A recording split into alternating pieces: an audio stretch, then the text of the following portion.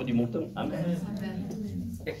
Et tu tombes automatiquement dans ce verset, cherchez premièrement le royaume de Dieu et sa justice. Et toutes choses vous seront données par-dessus tout.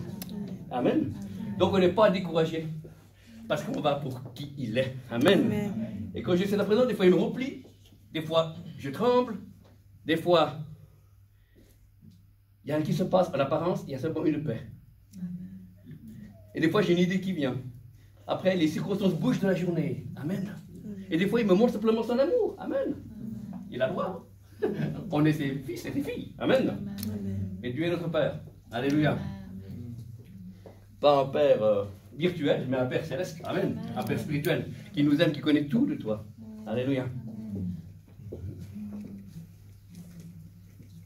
Mais c'est de la prière qu'on reçoit les choses, c'est de la prière qu'on s'est converti. Amen. Tu me dis pardon à Jésus, c'est de la prière.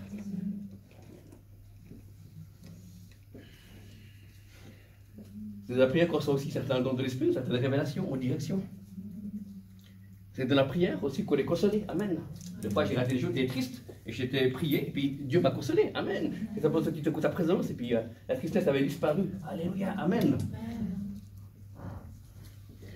Dieu ne cherche pas des ministères, Dieu cherche des adorateurs. Amen. Il adore en esprit et en vérité. Amen. Ce matin, je ne suis pas resté jusqu'à 10h moins 5 au lit. Sinon, je été dans le beau drap, c'est qu'elle le dit. Non. Mais ce matin, à 5h du matin, à 4h30, j'étais dans la présence de Dieu. Et j'étais tout seul avec mon chat. Alléluia. Ça ne veut pas dire qu'il n'y avait pas un chat. Mais j'ai adoré Dieu, j'ai loué, j'ai cherché sa pensée, j'ai assisté sa face, j'ai lu la Bible pour me préparer pour venir ici. Et puis maintenant, je sais que Dieu m'accompagne, je ne l'ai pas laissé à la maison. Amen. Alléluia. Comme disait un prophète, est-ce que tu as Jésus portable ou tu es porté par Jésus? Tu m'as dit ton cœur, camarade.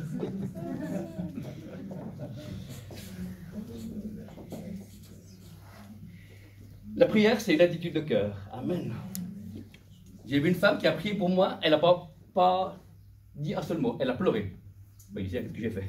Et après, elle m'a dit, non, j'ai vraiment senti l'amour de Dieu pour toi, et puis elle a pleuré, et puis après, j'ai été visité. Amen. Alléluia. La prière, des fois, c'est un cri.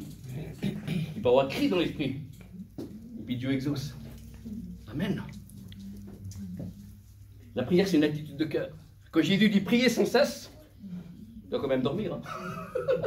Tu dois quand même manger, tu dois quand même travailler. Mais c'est avoir une attitude de cœur qui prie sans cesse, de vouloir être au contact. Et la plus belle prière, c'est Seigneur, que je sois au contact avec toi. Amen. Amen. Alléluia.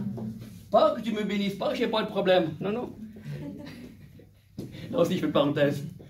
Beaucoup de chrétiens veulent que Dieu les sauve de leurs problèmes. Mais en réalité, Dieu veut se révéler dans vos problèmes. C'est pas la même chose. Dieu veut montrer son amour, sa gloire, sa puissance dans vos difficultés. Amen. Comme ça, l'apôtre Paul dit, tout concourt au bien de ceux qui aiment Dieu. Et qui sont appelés à son venir des saints. Amen. C'est facile d'aimer Dieu quand on est béni. Mais quand tu n'es plus rien, marche ou une journée, ça va pas comme on veut. Mais si on garde sa présence, vous avez dû gagner. Amen. Amen. Parce qu'il y a des gens dans le monde, ils réussissent, mais ils n'ont pas la présence de Dieu, donc il manque quelque chose, une dimension. Amen. Mais comme Dieu bénit les justes et les injustes, c'est pour ça qu'ils sont bénis aussi. Amen. Mais la double victoire, c'est quand on veut garder la présence de Dieu et puis vivre de la bénédiction de Dieu. Alléluia. La bénédiction de Dieu ne dépend pas de toi, la bénédiction de Dieu dépend de lui. Il donne à qui il veut. Amen. Et c'est dans la prière que le Seigneur déverse une vision, une pensée pour l'Église. C'est dans la prière que Dieu peut nous corriger. Amen. Dire, alors, tu es à la gauche, et moi je te dis d'aller à la droite. Le problème dans l'Église en Europe, je ne connais pas l'Afrique, je n'ai jamais été, c'est qu'on a fait de la prière quelque chose de naturel. Mais la prière, elle est surnaturelle.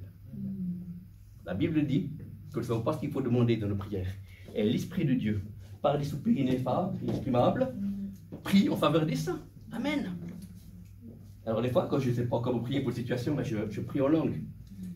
Alléluia. Amen. Et des fois, Dieu me donne l'interprétation. Et des fois, j'ai une image. Des fois, je peux être plus précis. Alléluia. C'est passionnant de vivre avec Dieu. Amen. Ouais, c'est passionnant avec Dieu. Ouais. C'est plus passionnant que les gardiens de la galaxie.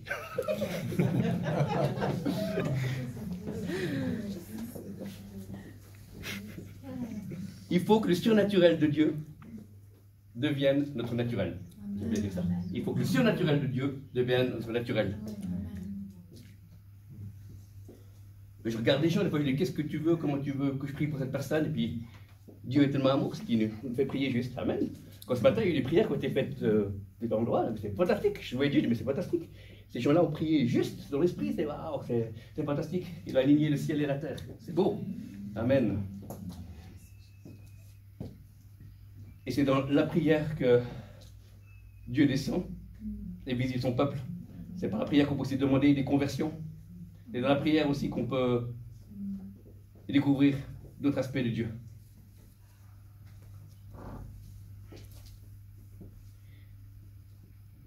J'ai un ami à moi qui est prophète et il était